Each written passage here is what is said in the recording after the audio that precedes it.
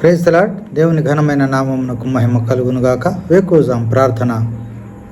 నేను రాసిన ఒక ఆరాధన గీతం పాడుకుందాం.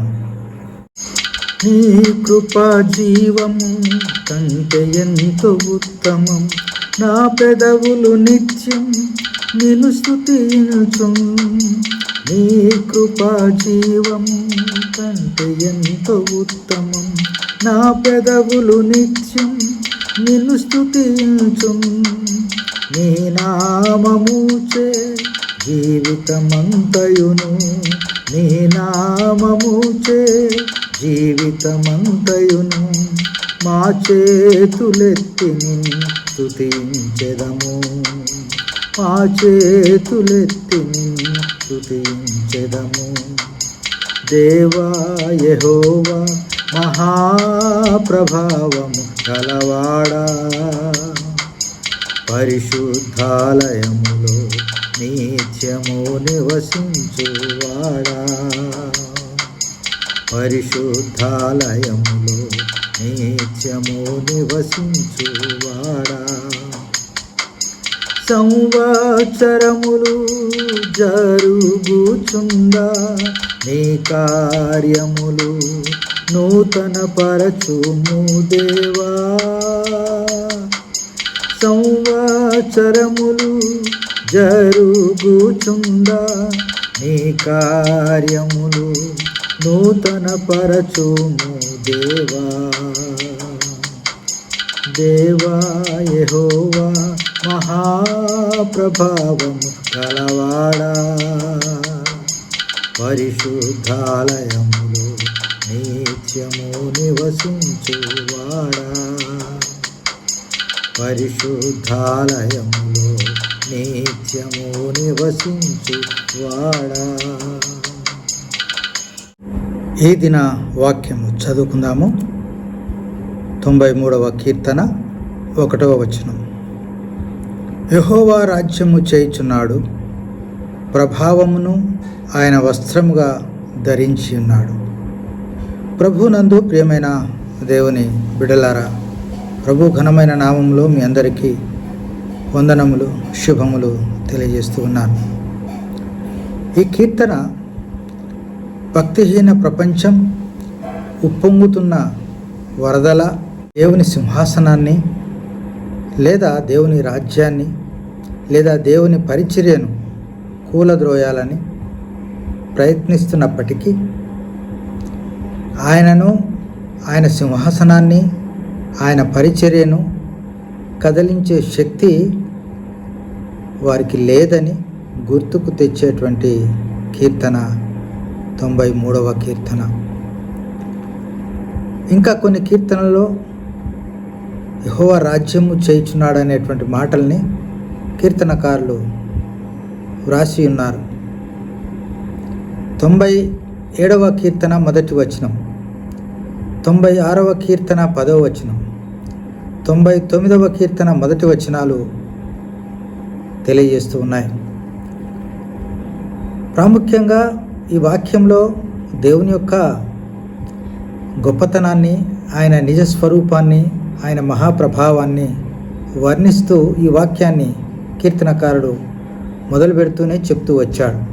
యెహోవా రాజ్యము చేయుచున్నాడు అని.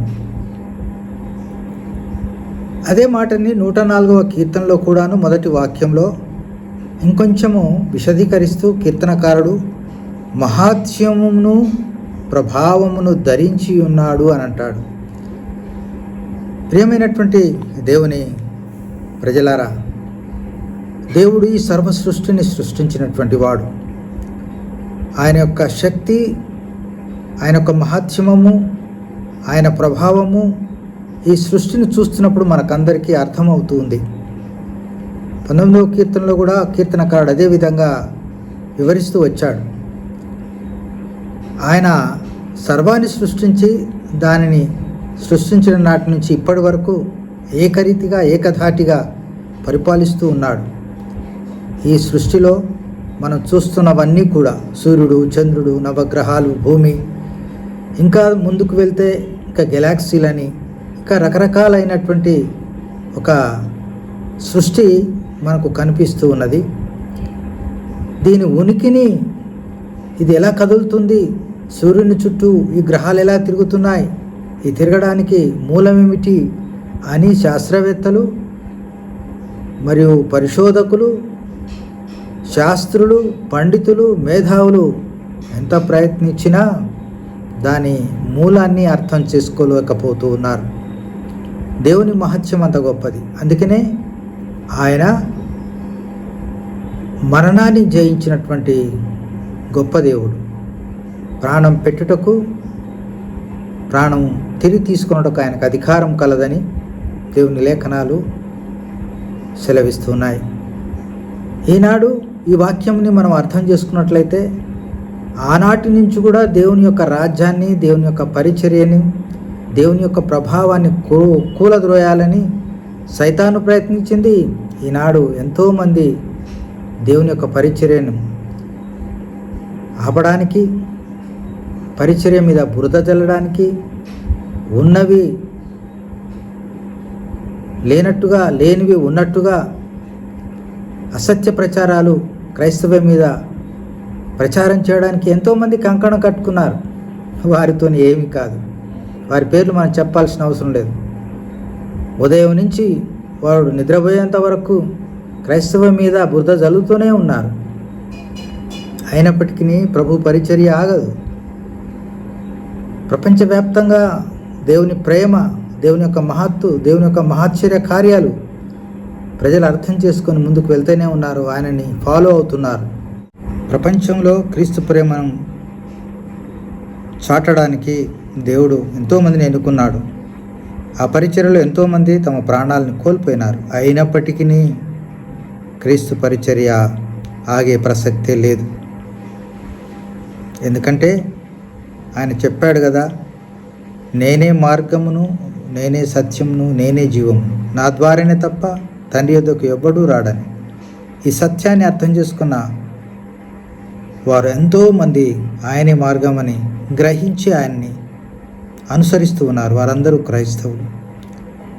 కనుక ప్రియమైన దేవుని ప్రజలారా, మనము దేవుని బిడ్డలంగా ఈ లోకంలో సాగిపోతూ ఉన్నప్పుడు ఎన్నో అవాంతరాలు వస్తాయి, అవమానాలు వస్తాయి.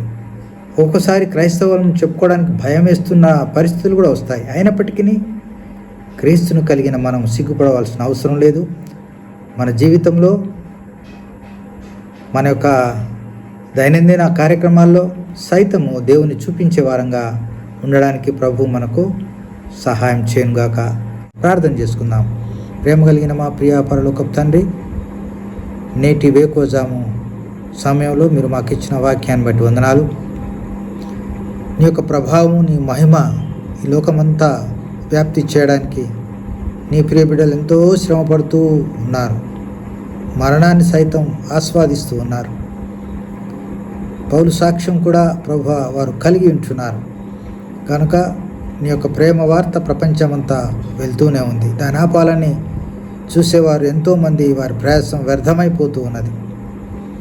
ఆయన నీ ప్రభావాన్ని ఆపేవారు ఈ లోకంలో ఎవ్వరు లేరు. నీ మహత్యాన్ని ప్రభాని ఇంకను లోకమంతా చాటింపు చేయమని, అందుకు మమ్మల్ని కూడా నీ సాధనాలుగా వాడుకోమని ప్రార్థిస్తూ వందనాలు స్తోత్రాలు చెల్లిస్తూ యేసయ్య అతి శ్రేష్టమైన నామమున స్తుతించి ప్రార్థించి అడిగి వేడుకొంచున్నాం తండ్రి.